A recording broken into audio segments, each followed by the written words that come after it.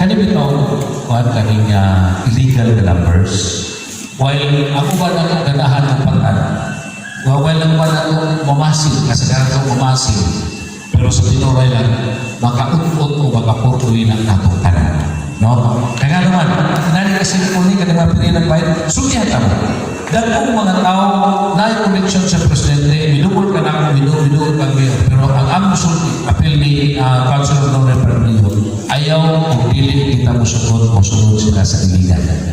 Illegal na isipin kung illegal na kaning peryahan ng bayan. Matod nila, makatamang ni-share sa inyong kanang kumpanya, puno para kumpanya ninyo. Ako sila sabihan, dili na naman ikinahanglan inyong campaign fund. Asawa mismo ni Sara Duterte. Nga na sila nakikitubag ng mayor kanako, no? Si Atty. Carpio. Dili man siguro siya mga intention, pero ang iyang presensya, presence para kang mayor kanako. Na ay mga kanagitawag natin pasikuta ng illegal na numbers sa Mindanao. So,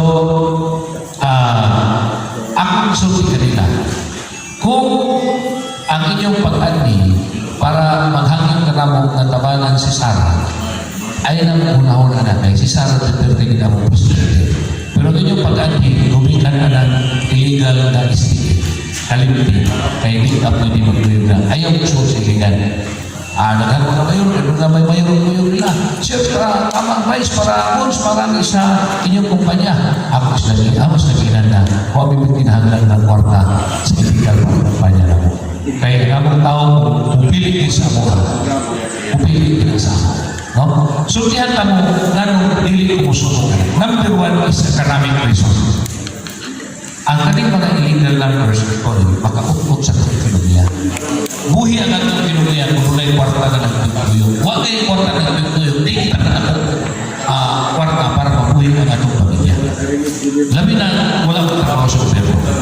Nga naman ini. Ang resulta na sa usang adlaw na ay gross sales ang period ng bayan ng iskil na 3 million. Labing minus 3 million. 70% na nagkahawin sa pinansyal. Ang nagpabili ng 30%. So 70% of kanang 3 million, that is 2.1 million.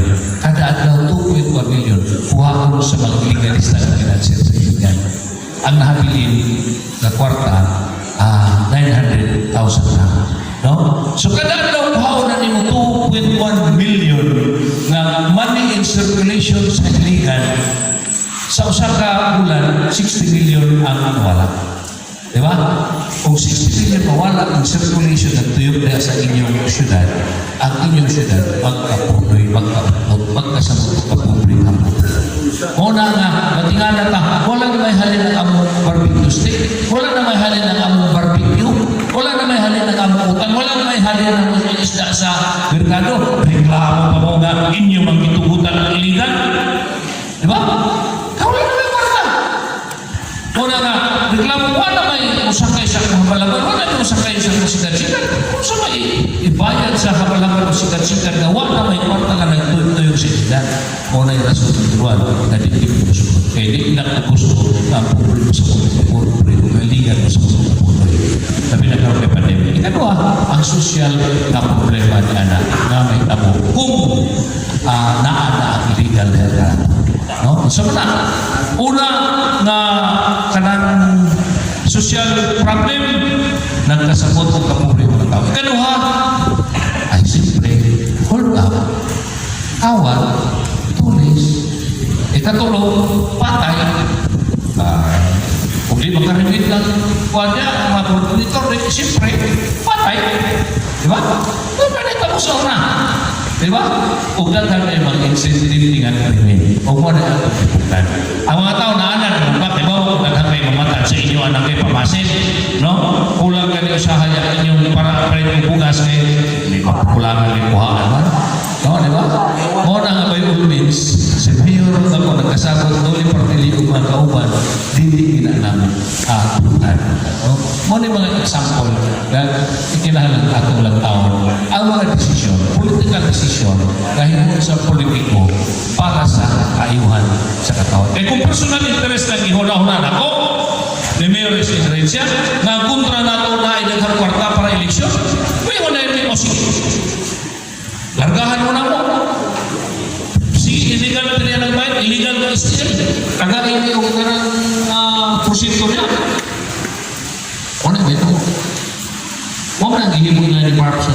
Huwag na nagihimo nila ng mga politiko sa una. Patayin mo mga illegal niya, pero kada siya nahatag ko sa mga illegal drugs mo, illegal na numbers. Huwag na. Huwag na dito. So, huwag na akong isultikan nyo na kami hindi bumuti sa inyo ni Mayor kung ako kakuha-kawan. No? Kay ang ilang tao ang kayuhan sa kanan.